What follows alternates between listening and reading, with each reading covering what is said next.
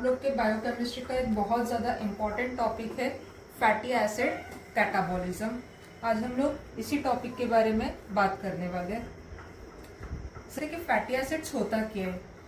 हमारी बॉडी के अंदर फैटी एसिड जो है वो स्टोर होते हैं एडिपोज टिश्यू के अंदर in the form of fats, और यही फैट जो है वो ट्राइग्लिसराइड से मिलके बने होते हैं। तो बेसिकली फैट्स है क्या? ट्राइग्लिसराइड से। अब ये जो ट्राइग्लिसराइड का एक मॉलिक्यूल है ये बनता है ग्लिसरॉल के एक मॉलिक्यूल से। जब 3 फैटी एसिड्स की चेन अटैच होती है तो उस पूरे मॉलिक्यूल को हम लोग क्या बोलेंगे? ट्राइग्लिसराइड। इसीलिए यहाँ पे ये जो ट्राई वर्ड लगाया गया है वो इन 3 फैटी एसिड्स की चेन की वजह से ही हम लोग यूज करते हैं। अब हम लोग फैटी एसिड कैटाबॉलिज्म की बात कर रहे हैं।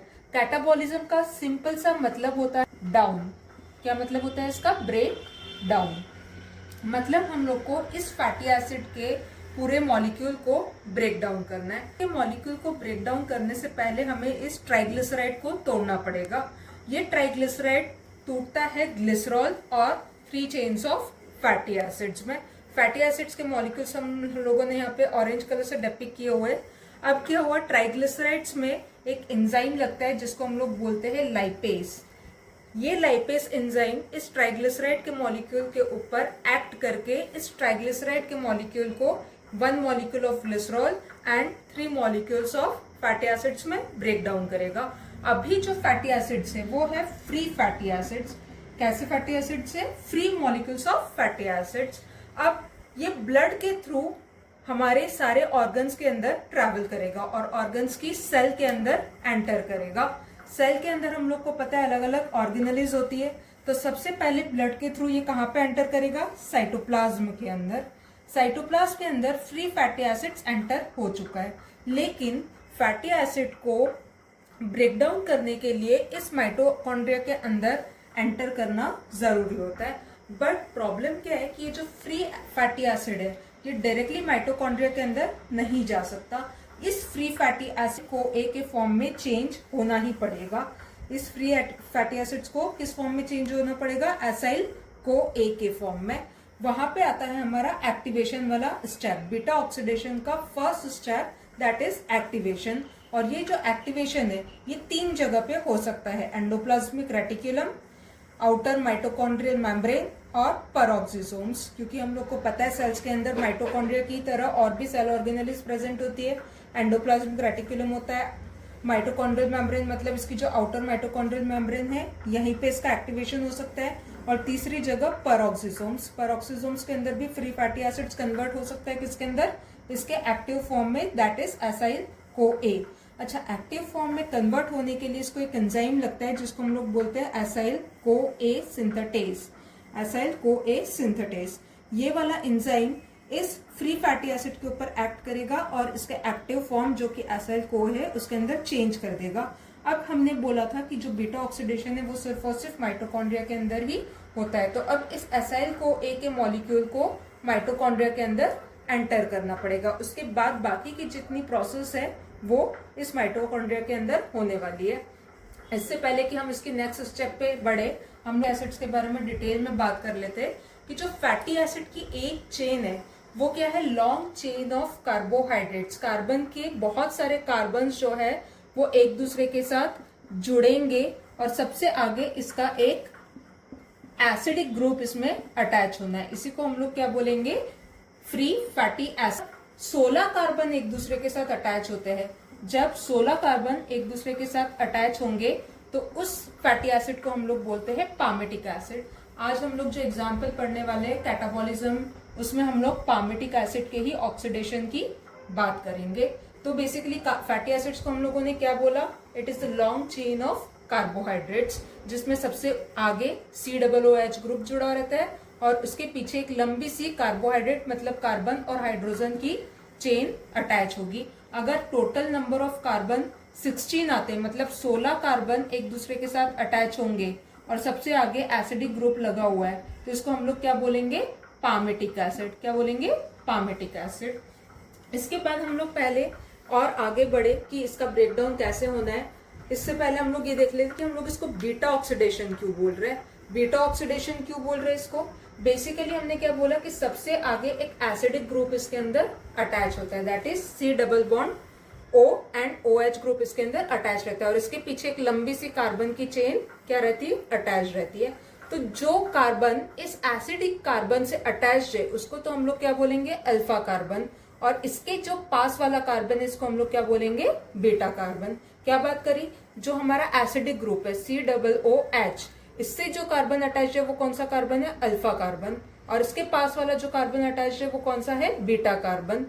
तो जब भी एसिड ब्रेक होता है, फैटी एसिड ब्रेक होता है, तो वो इस बीटा पोजीशन से ही ब्रेक होता है। जो अल्फा कार्बन और बीटा कार्बन के बीच में बॉन्ड है, यही बॉन्ड ब्रेक होता है। इसका मतलब क्या कि ये वाला जो पूरा पार्ट है, दो कार्बन हर साइकिल में क्या हो जाते हैं, अलग हो जाते हैं, क्योंकि ये बीटा पोजीशन से ब्रेक डाउन हो रहा है, इसीलिए हम इसको क्या बोलेंगे, बीटा ऑक्सीडेशन।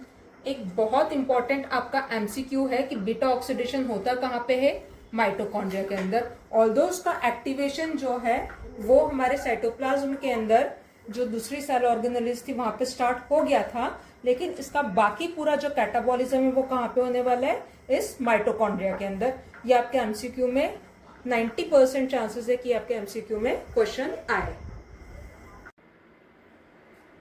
ऑक्सीडेशन क्यों बोल रहे, क्योंकि जो सबसे फ्रंट ग्रुप पे हमारा एसिडिक ग्रुप वाला कार्बन है, इसके जस्ट पास में जो कार्बन है इसको हम अल्फा बोल रहे हैं और इसके पास वाला जो कार्बन है उसको बीटा बोल रहे हैं। हमने क्या बात करी थी कि जो फैटी एसिड है उसका ब्रेकडाउन इसी बीटा पोजीशन से होता है, इसलिए हम लोग इसको क्या बोलते हैं, बीटा ऑक्सीडेशन। अभी तक हम लोगों ने ये डिस्कस कर लिया कि फैटी एसिड जो है वो ब्लड के थ्रू सेल की साइटोप्लाज्म में एंटर करेंगे, कौन से फॉर्म में, फ्री फैटी एसिड्स के फॉर्म में। उसके बाद हमने बीटा ऑक्सीडेशन का सबसे पहला स्टेप देखा था जिसको हम लोग बोलते हैं एक्टिवेशन।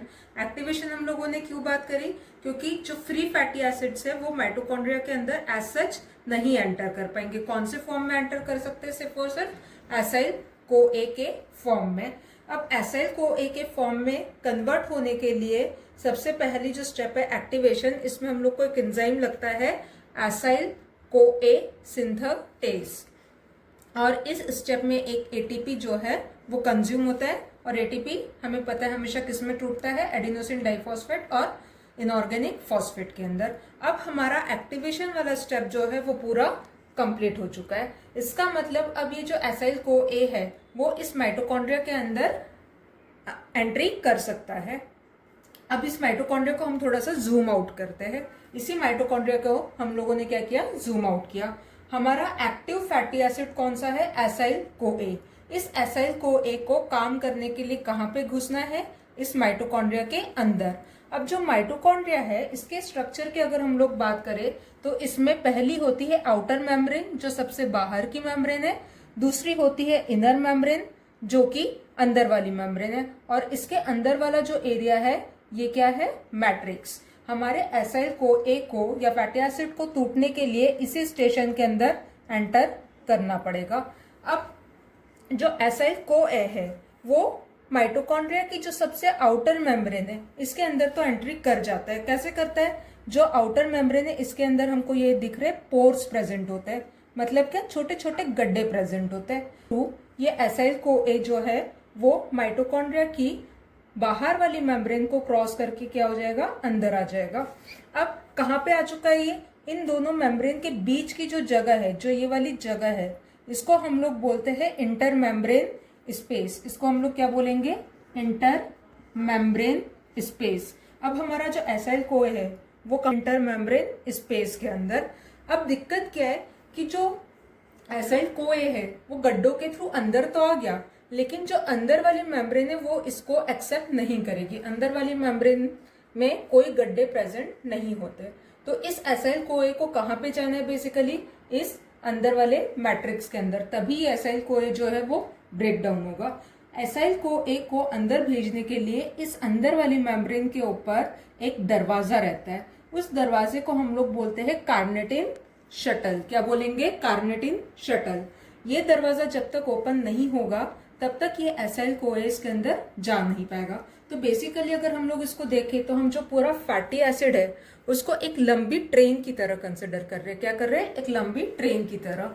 ट्रेन में हम लोग को पता है अलग अलग क्या रहते हैं, कोचेस रहते हैं।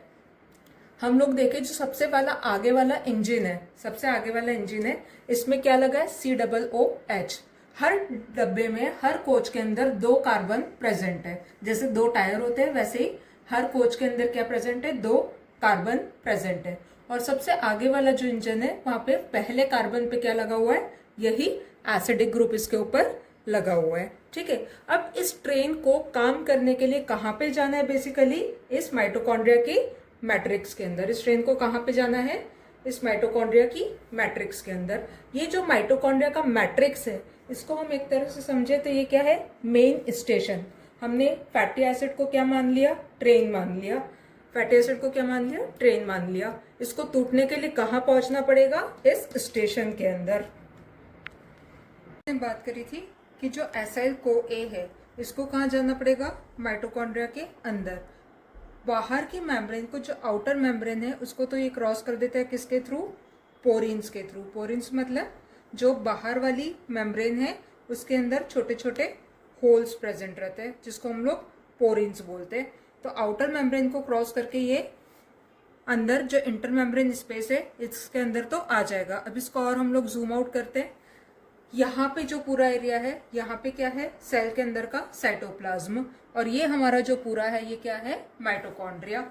माइटोकॉन्ड्रिया में हम लोगों ने देखा था कि 2 मेम्ब्रेन्स होती है, एक बाहर वाली मेम्ब्रेन और एक अंदर वाली मेम्ब्रेन। बाहर वाली मेम्ब्रेन के अंदर जो गड्ढे थे उसके थ्रू ये एसाइल CoA जो है वो अंदर चला जाएगा। ठीक है, अब दिक्कत क्या है कि ये जो एसाइल CoA है ये अंदर तो आ गया, लेकिन एसाइल CoA को अंदर जो इनर मेम्ब्रेन है वो उसको क्रॉस नहीं करने देगी। एसाइल CoA को इनर मेम्ब्रेन क्या नहीं करने देगी, क्रॉस नहीं करने देगी। अब क्रॉस नहीं करने देने की वजह से जो इसकी इनर मेम्ब्रेन है, अंदर वाली जो मेम्ब्रेन है, इसके ऊपर एक शटल प्रेजेंट होता है जिसको हम लोग बोलते हैं कार्निटिन शटल। Carnitine shuttle. ये कार्निटिन शटल का काम क्या है, इस एसाइल CoA को माइटोकॉन्ड्रिया की मैट्रिक्स, जिसको हम लोग ने किस तरह से समझा था, स्टेशन की तरह, तो मैट्रिक्स के अंदर लेकर आना। कार्निटिन शटल की हम लोग को जरूरत क्यों पड़ रही है, क्योंकि जो अंदर वाली मेम्ब्रेन है वो इस एसाइल CoA के लिए इम्परमिएबल है, इस एसाइल CoA को अंदर नहीं जाने देगी। इसलिए हमको किसकी जरूरत पड़ रही है, कार्निटिन शटल की। कार्निटिन शटल का जो सबसे पहला एंजाइम है उसको हम लोग बोलते हैं कार्निटिन पामिटॉइल ट्रांसफरेज 1। पामिटाइल क्यों बोला है, क्योंकि हमारे जो फैटी एसिड का हम लोग एग्जाम्पल पढ़ रहे हैं वो कौन सा है, पामिटिक एसिड, जिसके अंदर टोटल 16 कार्बन थे। 16 कार्बन मतलब हम लोग कितने ट्रेन के डब्बे पर चाहिए रहने वाले, 8 डब्बे। ठीक है, क्योंकि हम लोगों ने एक डब्बे के अंदर कितने कार्बन काउंट करे हैं, 2 कार्बन काउंट किए हुए, इसलिए हम लोग को टोटल कितने ट्रेन के डब्बे चाहिए, 8। इसको हम लोग को कहाँ पहुंचाना है, मैट्रिक्स के अंदर। अब हम लोग बात कर रहे हैं कि जो सबसे पहला एंजाइम है कार्निटिन शटल का, पामिटॉइल पामिटिक एसिड की वजह से ट्रांसफरेज 1। ट्रांसफरेज 1 का मतलब इसको अंदर ट्रांसफर करना। किस तरह से करता है इसको हम लोग तरह समझते हैं। ये कौन है, एक गार्ड। इसका काम क्या है, इस एसाइल CoA को गेट पास देना। गेट पास कौन से फॉर्म में दे रहा है, ये कार्निटिन के फॉर्म में। गेट पास क्या है, कार्निटिन। ये क्या करता है, एसाइल CoA में गेट पास कौन सा है, कार्निटिन। एसाइल CoA का CoA वाला जो फॉर्म है इसको वापस बाहर निकाल देता है और उसकी जगह क्या लगा देगा, ये कार्निटिन लगा देगा। क्या किया इसने, इस गार्ड ने, गार्ड का नाम क्या है सबसे पहले, CPT1। CPT1 that is carnitine palmitoyl transferase 1। ये गार्ड है। इस गार्ड ने क्या किया, इस एसाइल CoA को गेट पास दिया। कौन से फॉर्म में, कार्निटिन में। तो पूरा मॉलिक्यूल क्या बन गया, एसाइल कार्निटिन। और जो CoA लगा हुआ था, ये जो CoA है ये वापस आउटर मेम्ब्रेन से बाहर आ जाएगा। ठीक है, इसका मतलब जो इंटर मेम्ब्रेन स्पेस है इसके अंदर अब कौन सा मॉलिक्यूल प्रेजेंट है, एसाइल कार्निटिन। अब एसाइल कार्निटिन जो है ये इसके अंदर ट्रांसफर हो सकता है। अब यहाँ पे एक गेट लगा हुआ है, ये गेट में से एंट्री तभी मिलेगी जब इसके पास ये गेट पास होगा। अब हमारे एसाइल CoA के पास CoA निकल गया और गेट पास मतलब कार्निटिन लग चुका है। अब ये एसाइल कार्निटिन इस गेट के अंदर से अंदर मैट्रिक्स के अंदर क्या आ सकता है, एंट्री कर सकता है। अब हमारा जो एसाइल कार्निटिन है, जो ट्रेन थी, ट्रेन के सबसे आगे को ए हटके क्या लग गया, हमारा कार्निटिन का एक मॉलिक्यूल अटैच हो गया। अब दिक्कत क्या है, जो बीटा ऑक्सीडेशन होता है वो सिर्फ और सिर्फ एसाइल को ए का ही हो सकता है, एसाइल कार्निटिन का कैटाबॉलिज्म नहीं हो सकता।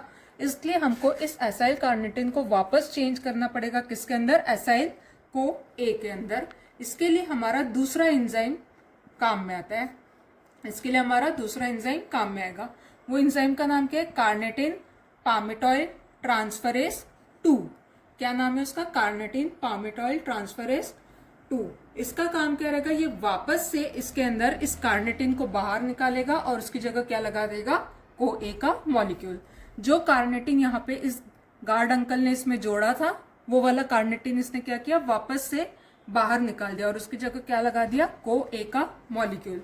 अब यहाँ पे जो गार्ड था या फिर गेट था, उसका नाम क्या है, कार्निटिन एसाइल कार्निटिन ट्रांसलोकेज। इसका काम क्या था, इसको अंदर लेके आना। अंदर लेके आया, फिर हमारा दूसरा एंजाइम, तो हमारा पहला एंजाइम कौन सा था, कार्निटिन पामिटॉइल ट्रांसफरेज 1, जो कि हमारा गार्ड था, जिसका काम क्या था, इस एसाइल को ए के मॉलिक्यूल में से कोए को हटाना और उसको गेट पास देना। गेट पास मतलब कार्निटिन। तो अब हमारी इंटरमेम्ब्रेन स्पेस के अंदर क्या आ चुका है, इंटरमेम्ब्रेन स्पेस के अंदर एसाइल कार्निटिन। अभी भी हमारा पूरा जो मुद्दा है वो सॉल्व नहीं हुआ। क्यों, क्योंकि अभी तो ये इंटरमेम्ब्रेन स्पेस के अंदर ही है। इसको कहाँ जाना है, इस मैट्रिक्स के अंदर जाना है। मैट्रिक्स के अंदर जाने के लिए यहाँ पे हमारा दूसरा एंजाइम काम में आता है। कौन सा, दूसरा एंजाइम काम में आता है। दूसरा एंजाइम कौन सा है, कार्निटिन एसाइल कार्निटिन ट्रांसलोकेज। इसका मतलब क्या है, इसकी लोकेशन को चेंज करना। ट्रांसलोकेज मतलब इसकी लोकेशन को चेंज करना। अभी कहाँ पे था ये, इंटरमेम्ब्रेन स्पेस के अंदर। अब इसको कहाँ भेजना है, मैट्रिक्स के अंदर, जो हमारा स्टेशन है जहाँ पे एक्चुअल में सारा काम होने वाला है। ठीक है, तो अब एसाइल कार्निटिन को हम लोगों को इस गेट के थ्रू कहाँ पे भेजना है, मैट्रिक्स। गेट का नाम क्या है, कार्निटिन एसाइल कार्निटिन ट्रांसलोकेज। अब हमारी जो पूरी फैटी एसिड की चेन थी, इसमें को ए हटके इसमें क्या लग चुका है, कार्निटिन, और ये पूरी ट्रेन अंदर हमारे मैट्रिक्स के अंदर आ चुकी है, जिसमें सबसे आगे जो कोए लगा था वो हट गया और आगे क्या लग गया, ये कार्निटिन का मॉलिक्यूल। इसको हम लोगों ने कार के थ्रू याद रखने के लिए बनाया हुआ है कि जो ट्रेन के डब्बे हैं वो किससे अटैच हो गए, इस कार से, और ये इसको खींच के अंदर लेके आ गई। अब दिक्कत क्या है ना, कि जो एसाइल कार्निटिन है, जो एसाइल कार्निटिन है, ये एसाइल कार्निटिन ब्रेक डाउन नहीं हो सकता। ये एसाइल कार्निटिन ब्रेक नहीं हो सकता। ब्रेक होने के लिए इसको वापस कौन से फॉर्म में कन्वर्ट होना पड़ेगा, एसाइल को ए के फॉर्म में कन्वर्ट होना पड़ेगा। अब ये एसाइल को ए के फॉर्म में कन्वर्ट करने के लिए हमारा तीसरा एंजाइम काम में आता है। तीसरा एंजाइम कौन सा है, कार्निटिन पामिटॉइल ट्रांसफरेज 2, जो कि हमारा पहला एंजाइम था, कार्निटिन पामिटॉइल ट्रांसफरेज। इसके आगे हमको सिर्फ 2 लगा देना है, कार्निटिन पामिटॉइल ट्रांसफरेज 2 एंजाइम। इस एंजाइम का काम क्या रहेगा, ये एंजाइम वापस से एक को ए के मॉलिक्यूल को इसके अंदर अटैच करेगा। क्या करेगा, वापस से एक को ए के मॉलिक्यूल को इसके अंदर अटैच करेगा, और जो यहाँ पे कार लगी हुई थी, इस कार को वापस से क्या करेगा, इंटरमेम्ब्रेन स्पेस के थ्रू ये गार्ड अंकल को पहुंचा देगा। क्या काम है हमारा कार्निटिन पामिटॉइल ट्रांसफरेज 2 का, ये क्या करेगा, एसिटाइल को ए में से जो को ए का मॉलिक्यूल है वापस से इस एसाइल के आगे जोड़ देगा, और जो यहाँ पे कार्निटिन का कार लगी हुई थी, इस कार को वापस से कहाँ पहुंचा देगा, जो बाहर गार्ड अंकल है उसके पास में। तो अब हमारा मॉलिक्यूल कौन सा बन चुका है, एसाइल को ए। अब ये जो एसाइल को ए है, फाइनली इसका ब्रेक डाउन होता है। अब जो एसाइल को ए है, फाइनली इसका ब्रेक डाउन होगा। अब ब्रेक डाउन होने के लिए बहुत सारे एंजाइम्स हमको इसमें लगेंगे। इन एंजाइम्स को हम लोग नेक्स्ट लेक्चर में देखते हैं। हम लोगों ने देखा था कि हमारा जो मैट्रिक्स है, इसके अंदर एसाइल कार्निटिन के फॉर्म में हमारा फैटी एसिड एंटर कर चुका है। फिर हमने ये बोला था कि एसाइल कार्निटिन जो है, इसको वापस कन्वर्ट होना पड़ेगा एसाइल को ए के अंदर। इसके लिए हम लोगों ने देखा था कि जो माइटोकॉन्ड्रिया की इनर मेम्ब्रेन है, जो माइटोकॉन्ड्रिया की इनर मेम्ब्रेन है, इसके ऊपर यहाँ पे हमारा तीसरा एंजाइम प्रेजेंट होता था जिसको हम लोग बोलते थे कार्निटिन पामिटॉइल ट्रांसफरेज 2। ये एंजाइम इस कार्निटिन को हटा के वापस क्या लगा देता था इसके ऊपर, को ए। तो अब हमारा क्या बन गया, एसाइल को ए। अब क्योंकि हम लोग पामिटिक एसिड का ब्रेकडाउन देख रहे हैं, तो पामिटिक एसिड के लिए हम लोगों ने एसाइल की जगह क्या लगा दिया, पामिटॉइल को ए। हम लोगों ने पूरे फैटी एसिड को एक ट्रेन के डब्बे की तरह देखा था, ठीक है, जिसके हर एक डब्बे में 2 कार्बन ऑलरेडी अटैच होते थे। अब हम लोग क्या बोल रहे हैं कि जब ये पूरा प्रोसेस होगा, मैट्रिक्स के अंदर जो पूरा प्रोसेस होने वाला है, उसमें हर साइकिल के एंड में एक डब्बा जो है वो क्या हो जाएगा, एक डब्बा जो है वो अलग हो जाएगा। एक डब्बे के अंदर कितने कार्बन्स थे, 2 कार्बन्स प्रेजेंट थे। मतलब हर एक साइकिल के अंदर 2 कार्बन क्या हो जाने वाले, सेपरेट हो जाने वाले। इस प्रोसेस को अब हम लोग थोड़ा सा डिटेल में देखते हैं। इसका सबसे पहला बेसिकली ये जो पूरा प्रोसेस है ये 4 स्टेप्स के अंदर कवर होने वाला है। 4 स्टेप्स के अंदर कवर होने वाला है। कौन कौन सी 4 स्टेप्स है? सबसे पहली स्टेप है डिहाइड्रोजिनेशन, दूसरी स्टेप है हाइड्रेशन, तीसरी स्टेप है वापस डिहाइड्रोजिनेशन, और चौथी और आखिरी स्टेप है थायोलाइसिस। इन चारों स्टेप्स के अंदर हमारी जो पूरी साइकिल है वो कवर होने वाली है, और एट द एंड हमारा क्या होने वाला है, एक डब्बा, मतलब 2 कार्बन के मॉलिक्यूल जो है वो अलग होने वाला है। ठीक है, अब हम लोग पहली स्टेप की बात करते हैं डिहाइड्रोजिनेशन की। डिहाइड्रोजिनेशन के नाम से हम लोग को समझ में आ रहा है कि यहाँ पे इस स्टेप में क्या होने वाला है, 2 कार्बन जो है, सॉरी 2 हाइड्रोजन जो है वो अलग निकलने वाले हैं। 2 हाइड्रोजन अलग निकलने वाले हैं। अभी हम लोग को यहाँ पे दिख रहा है सारे कार्बन के बीच में क्या है, सिंगल बॉन्ड है। अब जैसे ही मैं 2 हाइड्रोजन निकालूंगी तो अल्फा और बीटा के बीच में क्या हो जाएगा, डबल बॉन्ड। क्यों? अल्फा कार्बन और बीटा कार्बन से ही मैं एक एक हाइड्रोजन क्या कर रही हूँ, निकाल रही हूँ, तो इनके बीच में क्या बन गया, डबल बॉन्ड। अगर मैं स्ट्रक्चर की बात करूँ, स्ट्रक्चर में क्या हो रहा है, सबसे आगे जो इंजन में हमारा पहला कार्बन था उसके अंदर को ए ऑलरेडी अटैच था। इसके पास वाला जस्ट जो कार्बन है वो कौन सा था, अल्फा कार्बन और बीटा कार्बन। बेसिकली यहाँ पे क्या होना चाहिए था, अगर हम नॉर्मली बात करें तो यहाँ पे CH2 होना चाहिए था, लेकिन जैसे ही डिहाइड्रोजिनेशन हुआ तो यहाँ से एक हाइड्रोजन निकला और यहाँ से एक हाइड्रोजन निकला, और इसकी जगह क्या बन गया, एक डबल बॉन्ड। किसके बीच में, अल्फा और बीटा कार्बन के बीच में। अब ये जो मॉलिक्यूल बना है इसको हम लोग बोलते हैं ट्रांस इनॉइल को ए। मैंने एक चीज आप लोग को पहले भी बताई हुई है, जब भी हमारा डिहाइड्रोजिनेस एंजाइम लगता है, जब भी हमारा डिहाइड्रोजिनेस एंजाइम लगेगा तब एक FAD या फिर NADH का मॉलिक्यूल कंज्यूम होने वाला है। अभी यहाँ पे हमारा क्या हो रहा है, एक FAD का मॉलिक्यूल एक FADH के मॉलिक्यूल में चेंज हो रहा है। एंजाइम कौन सा लग रहा है, एसाइल को ए डिहाइड्रोजिनेस। हमारा जो मॉलिक्यूल बना इसमें क्या हुआ, नई चीज कि यहाँ पे अल्फा और बीटा कार्बन के बीच में क्या बन गया, डबल बॉन्ड, और जो मॉलिक्यूल है उसका नाम है ट्रांस इनॉइल को ए। अब जो सेकंड स्टेप है, सेकंड स्टेप को हम लोग बोल रहे हैं हाइड्रेशन। हाइड्रेशन का सिंपल सा मतलब है क्या अटैच होने वाला है, वाटर अटैच होने वाला है। जितनी भी पूरी प्रक्रिया है वो अपनी कहाँ पे हो रही है, सिर्फ और सिर्फ अल्फा और बीटा कार्बन के बीच में ही हो रही है। तो ये जो वाटर का मॉलिक्यूल है ये भी कहाँ पे लग जाएगा, अल्फा और बीटा कार्बन के ऊपर। जो अल्फा कार्बन है उसके ऊपर हाइड्रोजन का H मॉलिक्यूल आएगा, और जो बीटा कार्बन है इसके ऊपर हाइड्रोजन का वाटर का OH मॉलिक्यूल अटैच हो जाने वाला है। इस मॉलिक्यूल का नाम है हाइड्रोक्सी असाइल को ए। असाइल को ए तो एज इट इज रहेगा, इसमें हमने क्योंकि वाटर ऐड करा है इसलिए इसका नाम क्या होगा, हाइड्रोक्सी असाइल को ए। अब जो थर्ड स्टेप है, थर्ड स्टेप को क्या बोल रहे हैं हम लोग, वापस हमने कौन सी स्टेप बोली थी, डिहाइड्रोजिनेशन। अब थर्ड स्टेप के अंदर क्या हो रहा है, वापस डिहाइड्रोजिनेशन आ रहा है। डिहाइड्रोजिनेशन का मतलब क्या है, 2 हाइड्रोजन इसमें से निकलेंगे। कहाँ से निकल रहे, जो यहाँ पे हमारा OH लग गया था, ठीक है, तो यहाँ पे क्या था, पहले OH लगा हुआ था, इसमें से एक हाइड्रोजन का मॉलिक्यूल वापस से एग्जिट हो जाएगा, एक हाइड्रोजन का मॉलिक्यूल एग्जिट हो जाएगा, और यहाँ पे कार्बन और ऑक्सीजन के बीच में क्या बन जाएगा, डबल बॉन्ड। सिंपली क्या हो रहा है, जो हमारा OH ग्रुप लगा था इसमें से हाइड्रोजन निकल गया, तो ऑक्सीजन और कार्बन के बीच में क्या हो रहा है, डबल बॉन्ड बन रहा है। यहाँ पे हम लोग को दिख रहा है क्या हो गया, कार्बन और ऑक्सीजन के बीच में डबल बॉन्ड बन गया और इधर से हाइड्रोजन एग्जिट हो गया।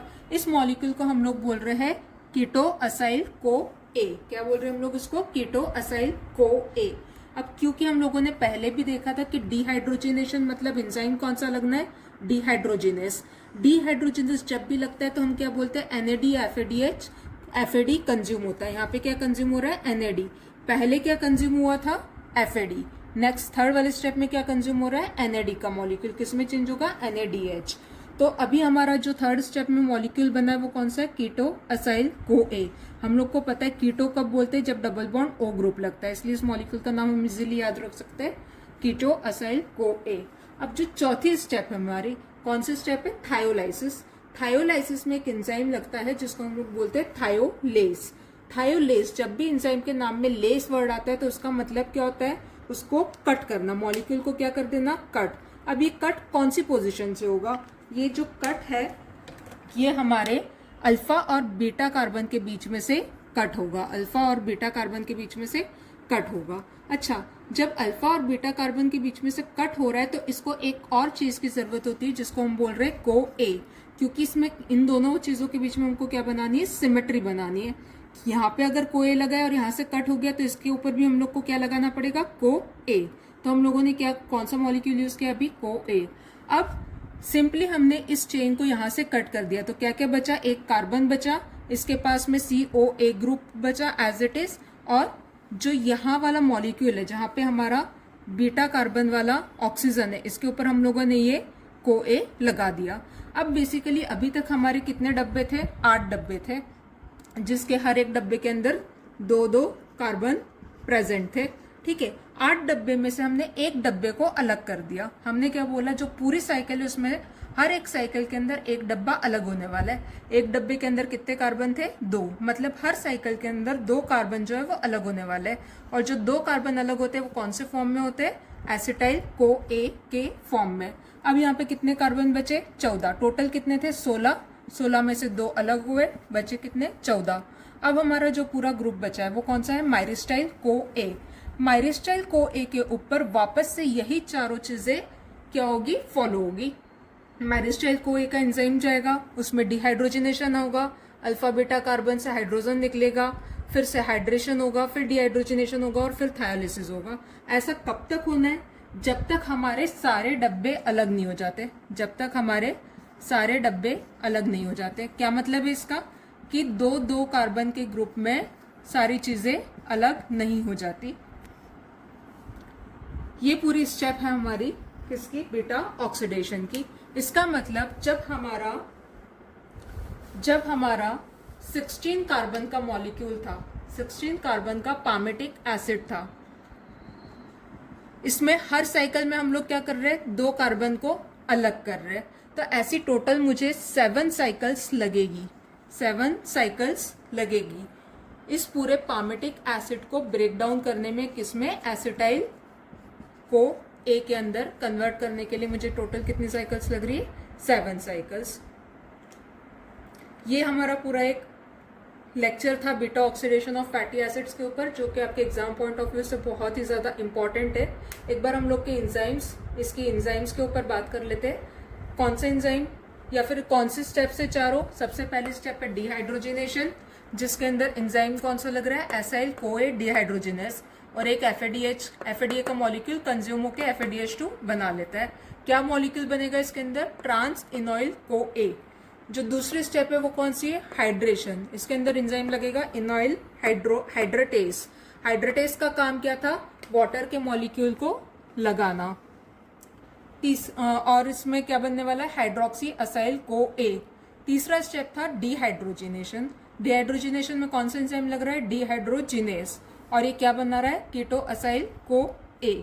इसमें क्या, जब भी डिहाइड्रोजनेस आता है तो क्या कंज्यूम होता है? एनएडीएच या फिर एफएडीएच। यहाँ पे क्या होगा? एनएडीएच। नेक्स्ट स्टेप है हमारा चौथा और आखिरी, जिसको हम लोग बोल रहे हैं थायोलाइसिस। थायोलाइसिस का काम क्या है? अल्फा और बीटा कार्बन को ब्रेक डाउन करना। किसकी प्रेजेंस में? कोए की प्रेजेंस में। तो जो अल्फा कार्बन है उसमें भी कोए लग जाएगा, और जो बीटा साइड है उसमें भी एक कोए ऑलरेडी लगा हुआ है। तो किसमें कन्वर्ट होगा ये? 14 कार्बन वाले माइरिस्टाइल कोए में और 2 कार्बन वाले एसिटाइल कोए में। So this was all about beta oxidation of fatty acids. Thank you.